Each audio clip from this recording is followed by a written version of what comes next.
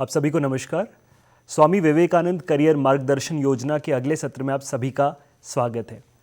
माल और सेवा पहचान संख्या यानी GSTIN, जिसे हम goods and services identification number कहते हैं, उसके माध्यम से कैसे हम सप्लायर की पहचान कर सकते हैं, ये हमारा अगला टॉपिक होगा। साथ ही साथ हम जानेंगे HSN कोड और SAC कोड यानी हार्मोनाइज्ड सिस्टम ऑफ नॉमेनक्लेचर और सर्विसेज अकाउंटिंग कोड क्या चीज़ें होती हैं। सबसे पहले हम जानते हैं कि पहचान पत्र कैसे बनाया जाता है जीएसटी के अंदर, जिसे हम जीएसटी आइडेंटिफिकेशन नंबर कहते हैं। ये एक सार्वजनिक सूचना होती है और जो भी पंजीकृत व्यक्ति होते हैं जीएसटी के तहत, उन करदाताओं की पहचान करने के लिए उन्हें ये GSTIN का नंबर दिया जाता है। इससे आप प्रामाणिकता जो है वो कर सकते हैं, आप जांच कर सकते हैं कि आपका सप्लायर जो है वो जीएसटी में रजिस्टर्ड है या वो एक नकली GSTIN नंबर आपको दे रहा है। आप किसी नकली GSTIN के उपयोग करने वाले विक्रेता को जीएसटी डिपार्टमेंट को रिपोर्ट भी कर सकते हैं, उनकी पहचान भी कर सकते हैं। साथ ही आप किसी भी और तरीके से GSTIN की पूर्ति करने वाले व्यक्ति की पहचान कर सकते हैं कि कहीं वो आपसे ज़्यादा टैक्स तो नहीं ले रहा, कहीं वो आपसे GST का जो रेट है जो आपके उस पर्टिकुलर प्रोडक्ट पे या उस सर्विस पे एप्लीकेबल है, उससे ज़्यादा रेट तो कहीं आपसे कलेक्ट नहीं किया जा रहा। साथ ही साथ GSTIN के धोखाधड़ी से भी बचना बहुत ज़रूरी है। तो इस सेशन में हम ये जानेंगे कि GSTIN की पहचान कैसे की जाती है। GST का जो आइडेंटिफिकेशन नंबर है, जिसे हम GSTIN कहते हैं, माल और सेवा का पहचान संख्या टोटल 15 होती हैं, यानी एक 15 डिजिट का कोड होता है। इसके ब्रेकअप को जानते हैं। पहले दो कोड जो होते हैं वो स्टेट कोड होते हैं। मध्य प्रदेश के लिए ये जैसे 23 है, महाराष्ट्र के लिए 27 है, दिल्ली के लिए 07 है, चंडीगढ़ के लिए 04 है, पंजाब 03 है, झारखंड 20 है, उसी तरीके से लद्दाख जो है वो 38 है। तो ऐसे करके आप हर पर्टिकुलर यूनियन टेरिटरी या हर पर्टिकुलर स्टेट का एक कोड जो है वो जान सकते हैं। तो जब भी GSTIN हमारे पास आता है तो पहले 2 डिजिट जो हैं वो उस पर्टिकुलर स्टेट के कोड होते हैं। अगले 10 डिजिट जो हैं वो पैन नंबर होते हैं। अब हम जानते हैं कि यदि कोई भी व्यक्ति GST में रजिस्ट्रेशन लेता है तो वो पर्सन होगा। अब वो पर्सन इंडिविजुअल भी हो सकता है आपके और मेरे जैसे, वो कोई फर्म भी हो सकती है जैसे पार्टनरशिप फर्म या LLP, वो एक कंपनी भी हो सकती है जैसे एक प्राइवेट कंपनी, एक 1 पर्सन कंपनी या एक लिमिटेड लाइबिलिटी कोई और कंपनी जिसे हम पब्लिक कंपनी कहते हैं। हो सकता है कि वो एक एसोसिएशन ऑफ पर्सन हो, वो एक बॉडी ऑफ इंडिविजुअल हो, वो एक गवर्नमेंट कंपनी हो। तो हर व्यक्ति जो GST में रजिस्ट्रेशन लेता है उसके पास एक पैन नंबर ज़रूर होगा। इस 10 डिजिट के पैन नंबर को जो है वो आप अपने GSTIN के अंदर पाते हैं। अगर मैं अपना बिजनेस एक अलग स्टेट में खोलता हूं तो मेरा पैन नंबर सेम रहेगा, हालांकि उसके बाकी डिजिट्स जो हैं वो बदल जाते हैं, उसके बाकी जो संख्या है वो बदल जाएगी, पर पैन नंबर पूरे भारत के लिए सेम रहेगा। तो इस पैन नंबर के जो 10 डिजिट हैं वो आपके अगले डिजिट बनेंगे। तो 13वें अंक को जो देखा जाता है वो अगला कोड होता है उसका, जो कि हमारा स्पेसिफिक बिजनेस कोड होता है। मतलब यदि मैं पहला बिजनेस इस पर्टिकुलर स्टेट में चालू करूंगा तो उसका नंबर होगा 1। अगर मैं दूसरा बिजनेस इसी स्टेट में इसी राज्य में चालू करूंगा तो वो हो जाएगा हमारा नंबर 2, फिर उसके बाद 3। तो हो सकता है अगर मेरा एक बिजनेस जो है वो कोचिंग इंस्टीट्यूट का हो और दूसरा बिजनेस जो है वो कार मैन्युफैक्चरिंग का हो, तो मैं पहले बिजनेस को 1 नंबर से जानूंगा और दूसरा जो मेरा बिजनेस होगा उसे 2 नंबर से, यानी registration with in the state जो है वो नंबर 2 जो है उसके अंदर आ जाएगा। ये होगा आपका 13th डिजिट, जिसमें राज्य के भीतर जो पंजीकरण की संख्या है उसके आधार पर उसको आवंटित किया जाता है। इसके बाद जो अगला डिजिट है जो कि 14th डिजिट, 14वां डिजिट है आपका, वो बाय डिफ़ॉल्ट आज के समय Z है। हो सकता है आज से 1 साल 2 साल बाद जो है वो Z की जगह कोई और आपको यहाँ पर डिजिट या नंबर मिले। हालांकि ये नंबर अभी एक टेम्पररी नंबर जो है वो एलोकेट किया गया है। ये आज के समय जो है बाय डिफ़ॉल्ट Z ही मिलेगा आपको सभी बिजनेसेस के लिए। इसके बाद आता है उसका अंतिम डिजिट यानी 15वां डिजिट, जो कि एक चेकसम कैरेक्टर होता है। चेकसम कैरेक्टर एक एल्गोरिथम है जिसके बेसिस पे किसी हो सकता है चौथे अंक और 8वें अंक का जो मल्टीप्लिकेशन है या एडिशन है या सब्ट्रैक्शन है, उससे ये जांचा जा सकता है कि कहीं ये GSTIN नकली तो नहीं है। तो जो आखिरी डिजिट है वो कंप्यूटराइज्ड ऑटोमेटिक कोड होता है जो अलॉट कर दिया जाता है। इसे हम चेकसम कैरेक्टर कहते हैं। आमतौर पे ये डेबिट कार्ड्स और क्रेडिट कार्ड्स में भी यूज़ होता है। जैसे डेबिट कार्ड का कोई एक नंबर दूसरे नंबर से मल्टीप्लाई किया जाता है तो वो तीसरे नंबर के यूनिट टेंस के मैच होना चाहिए। यदि नहीं तो आपको वेबसाइट या आपको स्पेसिफिक पर्सन जो है वो ऑटोमेटिकली बता देगा कि डेबिट कार्ड वैलिड नहीं है।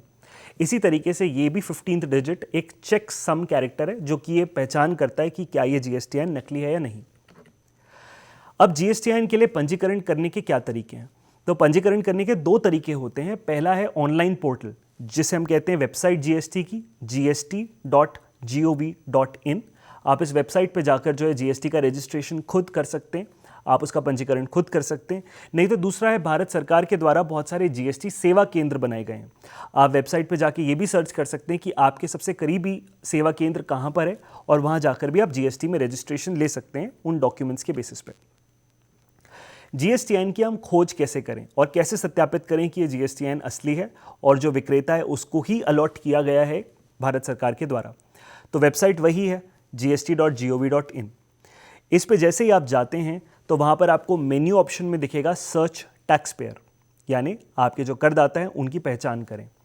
जैसे आप उसे क्लिक करेंगे तो आपको एक ऑप्शन मिलेगा सर्च बाय GSTIN/UIN, यानी पहचान संख्या को आप वहाँ पर टाइप कर सकते हैं, यूनिक आइडेंटिफिकेशन नंबर को आप टाइप कर सकते हैं और जान सकते हैं कि इसे किसे अलॉट किया गया है।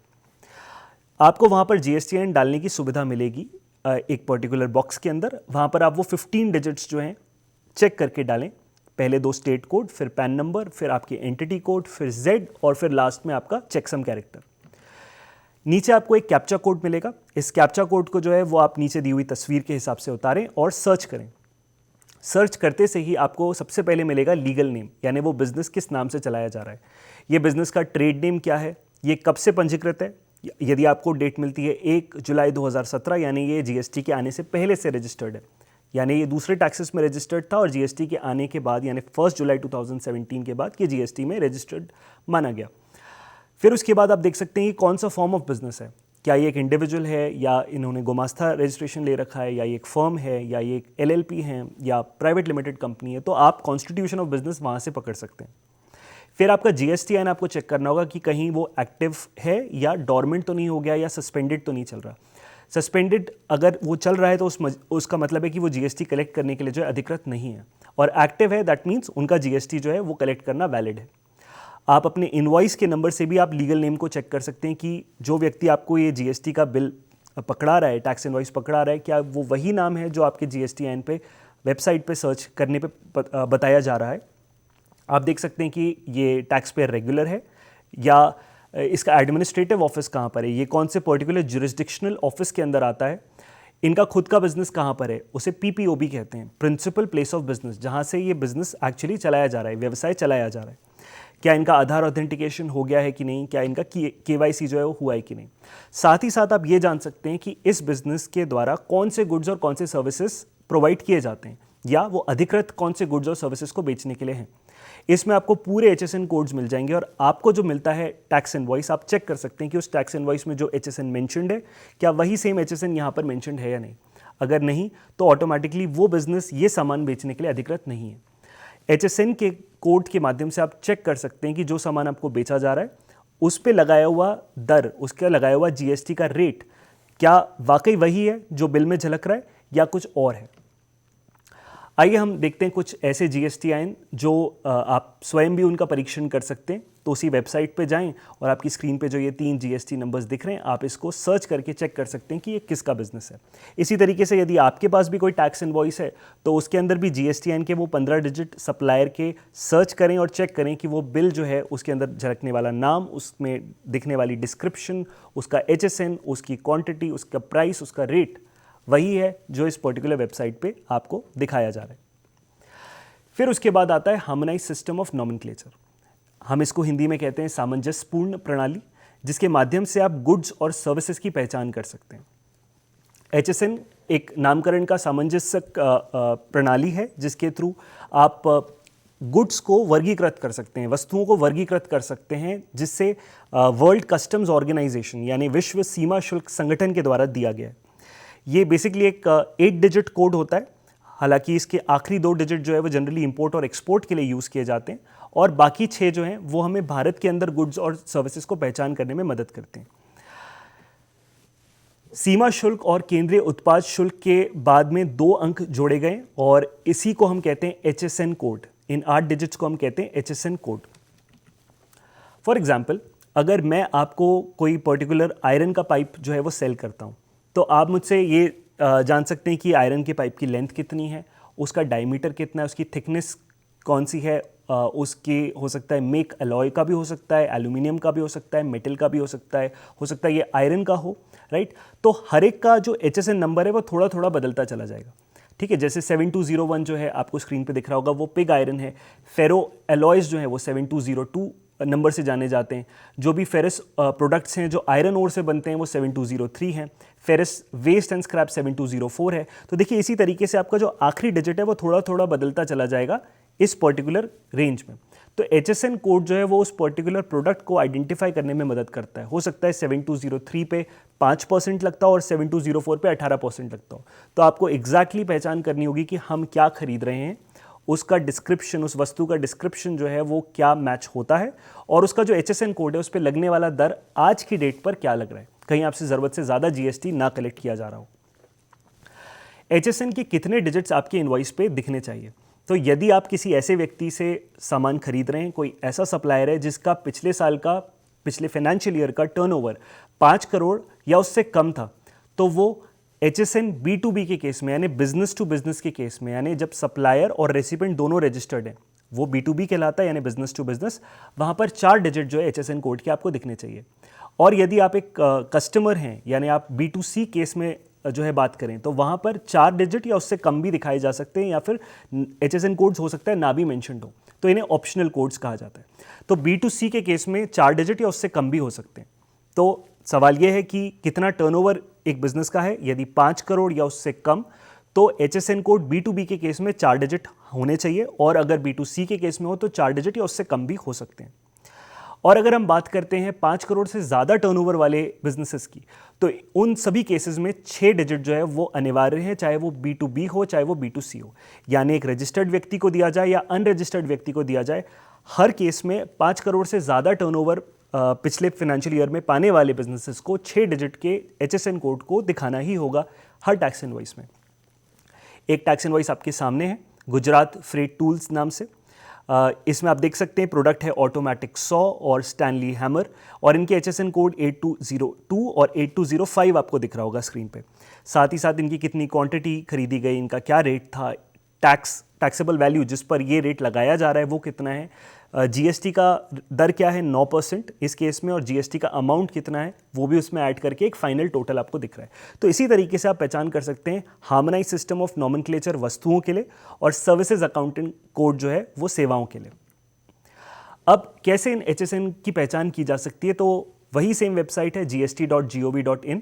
इसमें आपने पहले सर्च टैक्स पेयर पे क्लिक किया था, अब आप क्लिक करिए सर्विसेज पे। आपको स्क्रीन पे दिख रहा होगा सर्विसेज पे जैसे ही आप क्लिक करेंगे तो आपको 2 पार्ट्स मिलेंगे, HSN या डिस्क्रिप्शन। तो दोनों तरीकों से इसको खोजा जा सकता है। यदि आपको HSN कोड नहीं पता तो आप उस पर्टिकुलर आइटम के नाम से भी उसको सर्च कर सकते हैं। मान लीजिए कि आपके पास HSN कोड नहीं है और डिस्क्रिप्शन पे आप क्लिक करते हैं, तो उसको भी 2 हिस्सों में जो है वो ऑप्शंस मिल जाते हैं आपके पास, गुड्स एंड सर्विसेज, यानी वस्तु और सेवा। अगर हम मान लेते हैं कि हमें गुड्स सर्च करनी है, तो हमने गुड्स पे सबसे पहले क्लिक किया और उसका डिस्क्रिप्शन टाइप करना स्टार्ट किया। जैसे आपको सामने दिख रहा होगा हेयर ऑयल मैंने टाइप किया हुआ है, और हेयर ऑयल जैसे ही मैंने क्लिक किया तो एक कोड खुला 33059019। इस पर्टिकुलर कोड पे जैसे ही मैं क्लिक करूंगा तो मुझे हेयर ऑयल से रिलेटेड जो भी इंफॉर्मेशन है, क्या GST का रेट लगता है, क्या उसका HSN कोड है, क्या उसका टेक्निकल डिस्क्रिप्शन है, किस ट्रेड डिस्क्रिप्शन में उसको यूज़ किया जाता है, ये सारी चीज़ें जो है सारा इन्फॉर्मेशन मुझे मिल जाएगा। देखिए 18% का रेट जो है वो हेयर ऑयल्स पे लग रहा है, और उस पर्टिकुलर चैप्टर के कोड से और उस पर्टिकुलर HSN नंबर की पहचान से मैं देख सकता हूँ कि कोड पे इस पर्टिकुलर प्रोडक्ट पे 18% का GST लगना चाहिए। तो आप अपने टैक्स इनवॉइस पर भी चेक कर सकते हैं कि 18% ही जोड़ा गया है, कहीं 28% तो नहीं जोड़ दिया गया है। फिर लास्ट में आता है services accounting code. Services accounting code यानी जो आपकी सेवाएं हैं उन पे लगने वाला कोड। ये भी एग्जैक्टली वैसा ही होता है, बस आप सर्विसेज पर क्लिक करें और आप उस पर्टिकुलर सर्विस को टाइप करें, या तो नंबर के माध्यम से या फिर डिस्क्रिप्शन के माध्यम से। मान लीजिए मुझे डे केयर सर्विसेज चाहिए, चाइल्ड डे केयर सर्विसेज चाहिए, तो जैसे ही मैं टाइप करूंगा डे केयर तो ऑटोमेटिकली एक कोड खुल जाएगा 999351। इस पे जैसे ही मैं क्लिक करूंगा तो मुझे यहाँ पर GST का रेट जो है सामने दिख जाएगा, विच इज़ ऑल्सो 18%। तो इस सेवा पर जो GST एक सप्लायर के द्वारा मुझसे चार्ज किया जा रहा है उसका रेट मैं यहाँ वेबसाइट पे जाके सर्च कर सकता हूँ। आखिरी में मैं आपको कुछ HSN कोड्स और SSC कोड्स और पर्टिकुलर डिस्क्रिप्शन ऑफ सर्विसेज के साथ छोड़ता हूं। आप इसे कॉपी करें या आप इसको जो है वो टाइप करें और चेक करें इस पे लगने वाला रेट। धन्यवाद।